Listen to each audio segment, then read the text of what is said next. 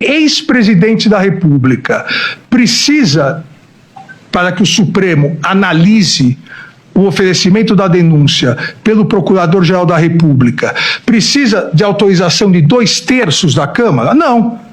Essa previsão de 2/3 e essa previsão do julgamento pelo plenário é exatamente para garantir um obstáculo maior para que o presidente da República eventualmente seja afastado do seu cargo por 180 dias. Quem é ex-presidente, obviamente, não pode ser afastado de algo que não exerce mais. Consequentemente, as razões da exceção do artigo 5º do nosso regimento interno, no seu inciso 1º, não se aplicam ao ex-presidente. Diante dessas alegações, presidente, pontuando cada uma delas, afasto ambas as preliminares: incompetência do Supremo e a incompetência, no caso de reconhecimento da competência do Supremo Tribunal Federal, afasto a alegação de incompetência desta primeira turma, mantendo o julgamento nessa primeira turma. Eu voto, presidente. Como vota o ministro Flávio Dino?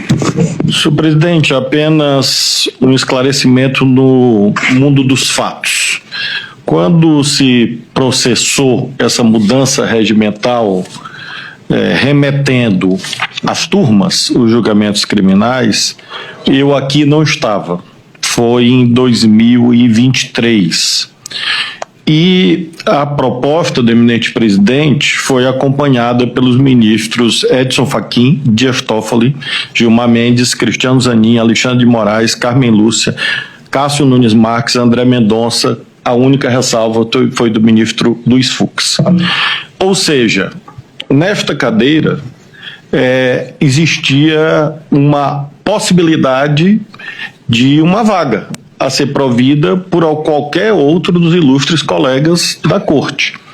Então não houve uma definição casuística quanto à primeira turma, tampouco da minha participação, até porque bastaria que um dos eminentes colegas da segunda turma tivesse pedido remoção, que eu aqui não estaria e não teria tido a oportunidade de aprender com os ilustres advogados, que os invejo na medida em que não tive ainda o privilégio de ocupar a tribuna do advogado do Supremo.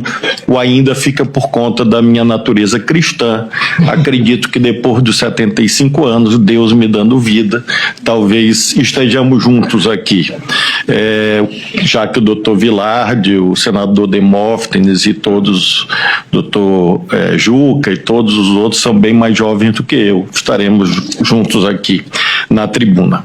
De modo, senhor presidente, que esta é uma definição que se conjuga exatamente com o princípio do juiz natural, como foi referido pelo eminente relator. E o princípio do juiz natural exige pré-constituição e estabilidade.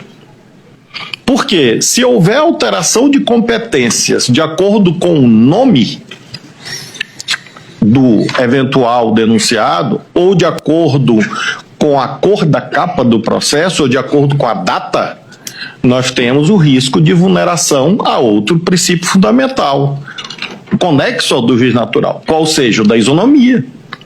O eminente ministro Alexandre de Moraes lembrou, são milhares de julgamentos. Aliás, um dos ilustres advogados disse da tribuna com correção: os fatos são idênticos. E é por isto mesmo que o julgamento deve permanecer na primeira turma, porque é esta competência que deriva do princípio do juiz natural e garante a congruência interna no julgamento e, portanto, a igualdade de todos perante a lei. Então, diferente do que daqui da colar se argumenta, não apenas é o certo cumprir a emenda regimental de 2023. Além disso, seria errado nesse momento deslocamentos ad hoc, na medida em que a previsão regimental pode haver afetação ao plenário? Sim, desde que haja uma questão jurídica singular, relevante. Disso não se cuida. E se houvesse eventualmente esse deslocamento, que obviamente não é o caso, sacrificar-se-ia o princípio do juiz natural por-se-ia em risco o princípio da isonomia, e por isso mesmo penso que o eminente relator, o ministro Alexandre de Moraes, lembra as balizas pelas quais simultaneamente deve-se firmar a competência da primeira turma, juízo pré-constituído e que já exerceu essa competência em milhares de casos iguais, assim como também afastar os argumentos conducentes à elisão da competência do Supremo.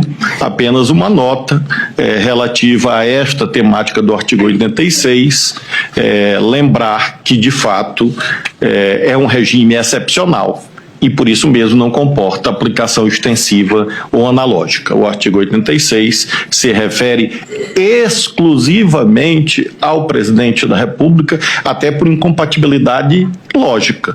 Lá está dito que a Câmara autoriza, lá está dito que ao recebimento de uma denúncia, ao afastamento do titular do cargo.